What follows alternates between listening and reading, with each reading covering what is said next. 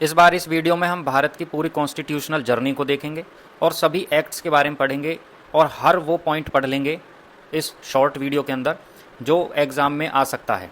पहला regulating act 1773 था। इसके तहत सुप्रीम कोर्ट इस्टेब्लिश किया गया 1774 में। सुप्रीम कोर्ट को फोर्ट विलियम में इस्टेब्लिश किया गया। इसमें चीफ जस्टिस एलिजा इम्पे बने। इसके अलावा 3 अदर जजेस बने। सुप्रीम कोर्ट काम करता रहा 1862 तक, जब तक हाई कोर्ट्स इस्टेब्लिश नहीं की गई। हाई कोर्ट इस्टेब्लिश हुई कलकत्ता में by Indian high court act 1861। Supreme court में प्यूइन जजेस भी होते थे, उनमें विलियम जॉन्स का नाम प्रमुख है। इसके अलावा अन्य प्रोविजंस क्या थे?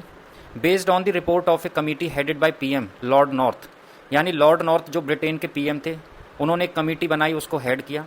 उनकी रिपोर्ट के आधार पे ही रेगुलेटिंग एक्ट 1773 इंडिया में लाया गया। Governance of East India Company was put under British parliamentary control. Governor of Bengal was made governor general of Bengal, और पहले बने वॉरेन हेस्टिंग्स जो गवर्नर जनरल ऑफ बंगाल बनाए गए। मद्रास एंड बॉम्बे जो पहले इंडिपेंडेंट प्रेसिडेंसीज थीं, वो अब बंगाल के अंडर सबऑर्डिनेट कर दी गई, यानी सबसे सुप्रीम प्रेसिडेंसी अब बंगाल है। गवर्नर जनरल की एक एग्जीक्यूटिव काउंसिल रेगुलेटिंग एक्ट 1773 में ही क्रिएट की गई। एक प्रकार की कैबिनेट थी और ये भारत के लिए सारे डिसीजन ले रही थी, यानी जो ईस्ट इंडिया कंपनी ने टेरिटरीज अब तक कैप्चर की हैं उन पर ये सारे डिसीजंस ले रही थी। इसमें 4 मेंबर थे और मेजॉरिटी वोट से डिसीजन लिए जाते थे। गवर्नर जनरल बाद में कास्टिंग वोट डालता था। यदि 4 मेंबर 2-2 पर टाई हो गए हैं तो गवर्नर जनरल अपनी कास्टिंग वोट डालता था। आज के समय में लोकसभा स्पीकर अपनी कास्टिंग वोट डालता है। गवर्नर जनरल की जो एग्जीक्यूटिव काउंसिल थी, उसको क्रिएट करने का कारण था कि जो ईस्ट इंडिया कंपनी है या गवर्नर जनरल है, उसकी पावर्स को, ईस्ट इंडिया कंपनी की पावर्स को अब चेक एंड बैलेंस किया जाएगा ब्रिटिश पार्लियामेंट द्वारा। तो ब्रिटिश पार्लियामेंट एक पूरी निगरानी अब ईस्ट इंडिया कंपनी के कामकाज पर रखने लगी थी। ईस्ट इंडिया कंपनी को साफ कह दिया गया कि कोई ब्राइब्स वगैरह नहीं लेनी है, वरना बहुत मुकदमा तगड़ा चलेगा ब्रिटेन के अंदर। ईस्ट इंडिया कंपनी अपने कोर्ट ऑफ डायरेक्टर्स नाम की एक बॉडी बनाई हुई थी, वो पूरा संचालन करते थे, उसके कामकाज कर वो निगरानी रखते थे और उन्हें कोर्ट ऑफ डायरेक्टर्स को अपनी सारी रिपोर्ट ब्रिटिश पार्लियामेंट को देनी होती थी। सेकंड एक्ट आया पिट्स इंडिया एक्ट 1784। जो प्राइम मिनिस्टर हैं वो विलियम पिट हैं, उनके नाम पे ये एक्ट बना। It was introduced in parliament, British parliament. This act distinguished between commercial and political functions of the company. East India company के जो कमर्शियल फंक्शंस हैं वो कोर्ट ऑफ डायरेक्टर्स के पास ही रहने दिए गए, लेकिन जो पॉलिटिकल फंक्शंस हैं वो अब ब्रिटिश पार्लियामेंट ने अपने हाथ में ले लिए और उन्होंने एक बॉडी क्रिएट की, बोर्ड ऑफ कंट्रोलर्स, यानी ईस्ट इंडिया कंपनी को पॉलिटिकली अब कंट्रोल करने के लिए एक बोर्ड ऑफ कंट्रोलर नाम की बॉडी बनाई गई 1784 में, और इसमें 6 मेंबर्स डाले गए। इस प्रकार से एक डबल गवर्नमेंट का यहाँ पे एक रूप नज़र आया। जो गवर्नर जनरल की एग्जीक्यूटिव काउंसिल थी 4 मेंबर की, उसको घटा के 3 कर दिया गया, क्योंकि बहुत ज़्यादा उसमें टाई अप होने लग गया था, तो 3 में डिसीजन फास्ट आता था। कंपनी की जो टेरिटरीज थी उन्हें अब ब्रिटिश पजेशंस कहा जाने लगा, यानी ब्रिटिश क्षेत्र उन्हें कहा जाने लगा। 1786 में एक और एक्ट आया और ये 1784 के एक्ट में ही कुछ सुधार था। कॉर्नवालिस को गवर्नर जनरल बनाने के लिए उन्हें परसुएड किया जा रहा था, उन्हें सहमत किया जा रहा था, वो मान नहीं रहे थे यहाँ का भारत का गवर्नर जनरल बनने के लिए। उनका मानना था कि गवर्नर जनरल को वो पावर्स नहीं दे रहा है ब्रिटिश पार्लियामेंट जो मिलनी चाहिए। तो गवर्नर जनरल को अब काउंसिल के जो 3 मेंबर की हो चुकी है उसके डिसीजंस को वीटो करने का अधिकार दिया गया। तब कॉर्नवालिस राजी हुए भारत का गवर्नर जनरल बनने के लिए और उन्हें कमांडर इन चीफ भी बना दिया गया ईस्ट इंडिया कंपनी की जो फोर्सेज हैं उनका। फिर चार्टर एक्ट 1793 आया। इसने ईस्ट इंडिया कंपनी की जो कमर्शियल मोनोपोली है, उसका जो एक एकाधिकार है कमर्शियल मामलों में कि भारत में वो कोई भी टैक्स लगा दे, कोई भी टैक्स वसूल ले, उन सबको अगले 20 सालों तक जारी रखने का आदेश आया चार्टर एक्ट 1793 में। पिछली वीडियो में बताया ही है कि 4 चार्टर एक्ट आए थे, ये पहला था। बोर्ड ऑफ कंट्रोल के जो मेंबर्स थे उनकी सैलरी अब भारत के ही जो रेवेन्यू है उसमें से दी जाने लगी। पहले उनकी जो सैलरी थी वो ब्रिटेन ही दे रहा था, लेकिन अब भारत के ही जो इकॉनमी है उसमें से बोर्ड ऑफ कंट्रोल के मेंबर्स को भी सैलरी दी जाने लगी इस चार्टर एक्ट के तहत। फिर चार्टर एक्ट 1813 आया। उसने अब ईस्ट इंडिया कंपनी की जो ट्रेड मोनोपोली है उसको चाय और चीन के मामलों में छोड़कर पूरी तरीके से ख़त्म कर दिया। भारत में मिशनरीज अलाउ कर दिए गए इंग्लिश और इंग्लिश एजुकेशन का और क्रिश्चियनिटी का प्रचार प्रसार करने के लिए। भारतीय एजुकेशन पर सालाना 1 लाख रुपए खर्च होंगे, इसका प्रावधान किया गया। इसके अलावा इंग्लिश एजुकेशन चार्टर एक्ट 1813 से इंट्रोड्यूस हो गई भारत में। इन इंग्लिश एजुकेशन का जो मामला है उसको देखने के लिए एक general committee of public instruction बनाई गई 1823 में, और इसी का ही काम था कि जो 1 लाख रुपए खर्च होने हैं उनको ये देखें। ओरिएंटलिस्ट एंड एंजलिसिस्ट कंट्रोवर्सी हुई, और ओरिएंटलिस्ट थे H.T. Prinsep, H.H. विल्सन। एंजलिसिस्ट थे चार्ल्स ट्रेवलियन एंड मैकॉले। फाइनली जो मैकॉले थे उनकी जो थ्योरी थी फिल्ट्रेशन थ्योरी वो एक्सेप्ट की लॉर्ड विलियम बेंटिंक ने 7 मार्च 1835 में, और भारत में इंग्लिश एजुकेशन स्टार्ट हो गई। चार्टर एक्ट 1833 आया। जो गवर्नर जनरल ऑफ बंगाल था उसको गवर्नर जनरल ऑफ इंडिया बना दिया गया था, और पहले गवर्नर जनरल ऑफ इंडिया बने Lord William Bentinck. East India company अब प्योरली एक एडमिनिस्ट्रेटिव और पॉलिटिकल बॉडी के तौर पे ही रह गई। जो चौथा मेंबर था गवर्नर जनरल की एग्जीक्यूटिव काउंसिल में वो फिर से इंट्रोड्यूस किया गया, और इस बार वो लॉ मेंबर था, यानी उसे लॉ का डिपार्टमेंट मिला। डिपार्टमेंट अभी बनने चालू नहीं हुए हैं, आगे आएंगे। पोर्टफोलियो सिस्टम अभी नहीं आया है, लेकिन ये लॉ से संबंधित एक मेंबर था। ओपन कंपटीशन सिस्टम इंट्रोड्यूस किया गया, लेकिन बाद में जो अंग्रेज थे, यूरोपियंस थे, ब्रिटिश थे, उनके विरोध के कारण इसे वापस ले लिया गया। खासकर जो कंपनी के कोर्ट ऑफ डायरेक्टर्स थे, कोर्ट ऑफ डायरेक्टर्स के जो सदस्य थे, उनके विरोध के चलते इसको वापस कर लिया गया। उनका मानना था कि इससे भारतीयों को IAS IPS इनमें आने का मौका मिल जाएगा। गवर्नर जनरल की जो गवर्नमेंट है अब वो गवर्नमेंट ऑफ इंडिया कही जाने लगी, और उसकी काउंसिल को इंडियन काउंसिल कहा जाने लगा। ये काउंसिल, गवर्नर जनरल की जो काउंसिल है, ये पूरे भारत पर कानून बना सकती थी। चार्टर एक्ट 1853 आया। उसने पहली बार गवर्नर जनरल की काउंसिल के जो एग्जीक्यूटिव फंक्शन हैं और जो लेजिस्लेटिव फंक्शन हैं उनको सेपरेट किया।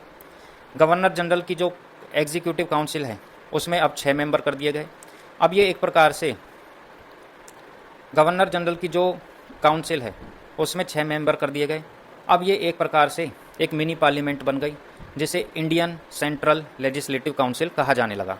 शॉर्ट में गवर्नर जनरल लेजिस्लेटिव काउंसिल कहा जाने लगा।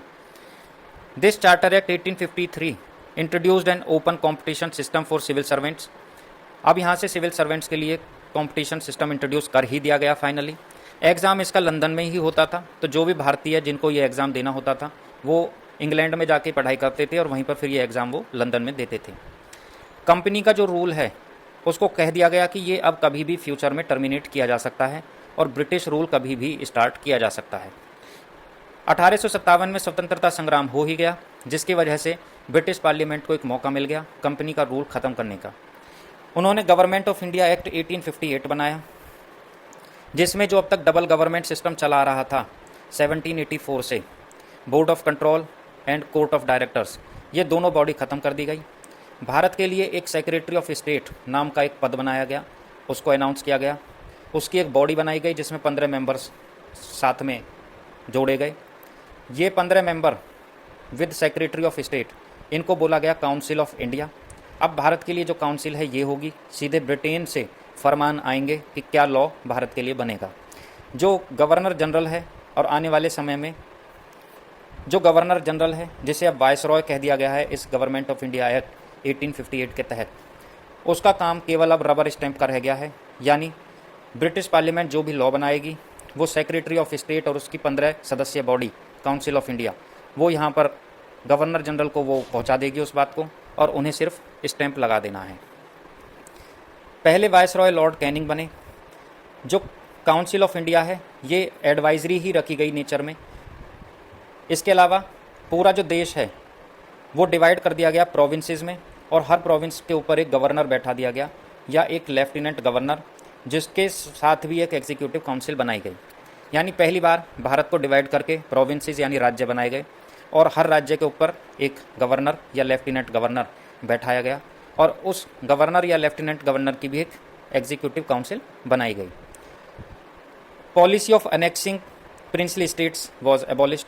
जो अब तक प्रिंसली स्टेट्स को एनेक्स करने की पॉलिसी थी, यानी प्रिंसली स्टेट्स जो रियासतें होती थीं उनको फोर्सफुली कैप्चर करना, या डॉक्ट्रिन ऑफ लैप्स जो लॉर्ड डलहौजी के टाइम पे चला था उसके तहत कैप्चर करना, उन सब पॉलिसीज़ को ख़त्म कर दिया गया और जो प्रिंसली स्टेट्स हैं उनको पहली बार स्वायत्तता मिल गई। फिर इंडियन काउंसिल्स एक्ट आने लगे। इंडियन काउंसिल्स एक्ट में भारतीयों को रिप्रेजेंटेशन दिया जाने लगा गवर्नर जनरल की काउंसिल में। शुरुआत में लेजिस्लेटिव काउंसिल में ही रिप्रेजेंटेशन मिला, बाद में आगे चल के एग्जीक्यूटिव काउंसिल में भी भारतीयों को एडमिशन दिया जाने लगा। इंडियन काउंसिल्स एक्ट 1861 में Indians were associated in law making process as additional non official members in viceroy's legislative council. तो नॉन ऑफिशियल मेंबर्स के तौर पे भारतीयों को वायसरॉय की लेजिस्लेटिव काउंसिल में स्थान दिया जाने लगा। सबसे पहले उन्होंने अपने जो बिल्कुल लॉयल लोग, जो लॉयल भारतीय जो अंग्रेज़ों को सपोर्ट करते थे, उनको उन्होंने एंट्री दी। इसमें सबसे पहले राजा ऑफ बनारस, महाराजा ऑफ पटियाला और सर दिनकर राव, इन तीनों को जगह दी गई इंडियन काउंसिल्स एक्ट 1861 के तहत। डिसेंट्रलाइजेशन फिर से किया गया क्योंकि सेंट्रलाइजेशन 1773 के रेगुलेटिंग एक्ट में हो गया था, जहां बंगाल की प्रेसिडेंसी सबॉर्डिनेट कर गई थी बाकी सब प्रेसिडेंसीज़ को। बंगाल की प्रेसिडेंसी सबसे बड़ी हो गई थी और जितनी भी मद्रास, बॉम्बे और अन्य प्रेसिडेंसीज़ आगे चल के बनी वो सब सबॉर्डिनेट हो गई थी। तो एक प्रकार से एक एकाधिकरण हो गया था, तो उसको फिर से डिसेंट्रलाइज़ किया गया। लेजिस्लेटिव पावर्स अब दी गई बॉम्बे और मद्रास को भी, यानी बॉम्बे और मद्रास अपने लिए कानून बना सकते हैं। पोर्टफोलियो सिस्टम यहाँ पर लागू कर दिया गया। सबसे पहले कैनिंग ने 1859 में कहा था कि पोर्टफोलियो सिस्टम भारत में होना चाहिए, हर जगह मतलब डिपार्टमेंट्स बनानी चाहिए, विभाग बनाने चाहिए और उनके लिए मेंबर्स या मंत्री होने चाहिए। इंडियन काउंसिल्स एक्ट 1861 के तहत उसे लागू कर दिया गया। वॉयसरॉय को ऑर्डिनेंस पावर दी गई और उसके द्वारा जो ऑर्डिनेंस लागू होता था वो 6 महीने के लिए भारत में लागू होता था। इस एक्ट ने वायसरॉय के एग्जीक्यूटिव काउंसिल को एक मिनी कैबिनेट में तब्दील कर दिया विद पोर्टफोलियो सिस्टम। शुरू में 5 मेंबर्स लाए गए, 5 विभाग बनाए गए, revenue, finance, law, home, military. फिर छठा मेंबर ऐड किया गया 1874 में, उसका विभाग था public works department. Additional members legislative council में जोड़े गए और ये कहा गया कि जो एडिशनल मेंबर्स होंगे उनमें से आधे नॉन ऑफिशियल होंगे और जितने भी एडिशनल मेंबर्स होंगे वो सभी नॉमिनेटेड करेगा वायसरॉय 2 साल के लिए। Ordinance need no approval of council, यानी वायसरॉय के द्वारा जो ऑर्डिनेंस लागू किया जाएगा, अध्यादेश लागू होगा, उसे लेजिस्लेटिव काउंसिल के अप्रूवल की ज़रूरत नहीं है। इसके अलावा सेंट्रल और प्रोविंशियल सब्जेक्ट्स में अभी भी कोई डिफ्रेंशिएशन नहीं किया गया कि जो केंद्र है, जो वायसरॉय है या जो भारत उस टाइम पे है, वो किन सब्जेक्ट्स पे कानून बना सकता है और जो प्रेसिडेंसीज़ हैं वो किन सब्जेक्ट्स पे कानून बना सकती हैं। इस पर अभी भी कोई डिफ्रेंशिएशन या कोई क्लियर कट बात नहीं कही गई। प्रेसिडेंट की जो पावर है आर्टिकल 123 में ऑर्डिनेंस मेकिंग पावर, वो गवर्नमेंट ऑफ इंडिया एक्ट 1935 के सेक्शन 42 से इंस्पायर्ड है, ना कि इस इंडियन काउंसिल्स एक्ट 1861 से। अगला council act Indian council act 1892 आया।